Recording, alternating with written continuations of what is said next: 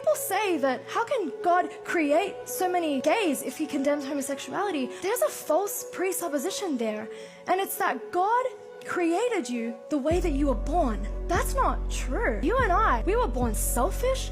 We were born with a desire to sleep outside of marriage, not to forgive.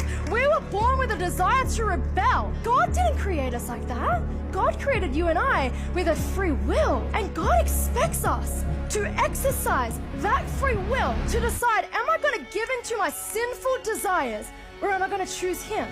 Can you imagine if you were born with, a high testosterone level and you stood before God and said, I know I hit my wife, but I was born that way. You made me like that.